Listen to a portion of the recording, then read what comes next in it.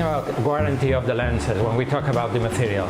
I like this question because the first choice when we talk about the patient, the first thing you have to talk about him, it's about material. It's about material because the intraocular lenses is something that we keep or should last with the eye for all the expected period of time for the patient. So if we are performing surgery in 60s or 70s, we're talking about 30 years, 40 years, 50 years. So I like to talk about this point with my patient. So my choice about the lens, it's about the material.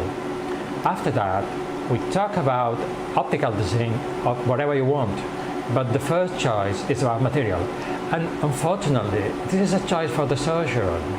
There is no point about this. So it is something you have to know. So what is our point of the choice what lens to implant? The follow-up we have with the patients. We have maybe 2 or 3 materials. We really relate on them. So I think that the band is one of them. This is a really good material. I think this is the strongest point when we talk about hydrophobic materials. The time it will last uncorrupted inside the eye. Because this is something we don't talk about in the Congress, but we know that hydrophilic materials are more in danger or have more probabilities that they have some kind of calcium integrity in the material with the pass of years. So I really like to implant hydrophobic materials. I think it's the best choice nowadays. After my initial experience with the IOL was really good. I was surprised about the easygoing of the lens, the flexibility, how it expands inside the eye after implantation. Everything was nice for me during the first procedure. I was quite used to hydrophobic intraocular lenses. I have to say that I am a keen on of hydrophobic lenses, and this may be the best hydrophobic lenses I've never implanted. That also my first impression in the surgical room with the lenses was that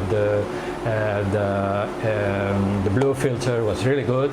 The lens has a yellow, more diminished yellow color than other, and probably this is the reason that some of the patients, my first patients, I have to say, have they relate a surprise about the sharpness of the visual acuity. I have to point out about the sharpness of the visual acuity in near vision, and probably this is the strongest point.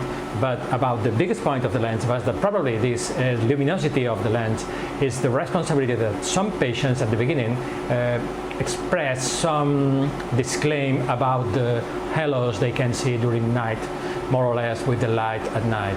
But I have to say that also these claims decrease after a couple of weeks with the patient. I think that I have to, if my memory is correct, I think I implanted more or less 15-20 patients, and I have a follow-up of 5 to 6 weeks. There is no complaint about near vision. I have to say the near vision, even the intermediate vision, it's really good with these patients. There are no complaints about this. They are really good. My experience with this lens is really short. Maybe in the future I have more information, but nowadays we're just beginning with these lenses. We have not enough number of patients with the focus curve and all these things. So I have to say that we're talking about feelings, just about feelings, not about thoughts. It's about feelings. This. For me, the luminosity was a surprise with this lens. I have to say it's a surprise, and also I have no complaints at all about near visual acuity. And probably, and this is just probably because we will know in the future. And I have to say that also, as other doctors know, at the beginning when you start with a new lens, you used to select the best patients for this lens, and it's something that after some implantations, then you are implanted more and more patients, and maybe you are not so careful, so select about the kind of patient we implant this lens. Probably in the future we will have more problems, but I have to say that nowadays even the visual acuity, in spite of they have some kind of remnant refractive defect when we're talking about half of diopter. The visual acuity is really good also.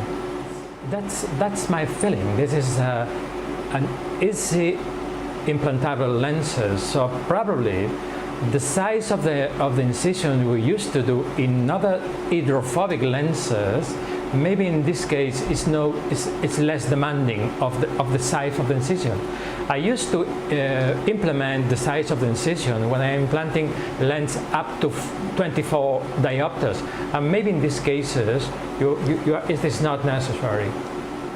That's a good lens. The perception of the surgeon, it is a good piece of handcraft or of engineering, whatever you want to say. So the performance, the size of the rings, all the thing about the lens it's good, and this is just also a feeling. But we, as a surgeon, we like to implant nice things, and it is something that the lens has.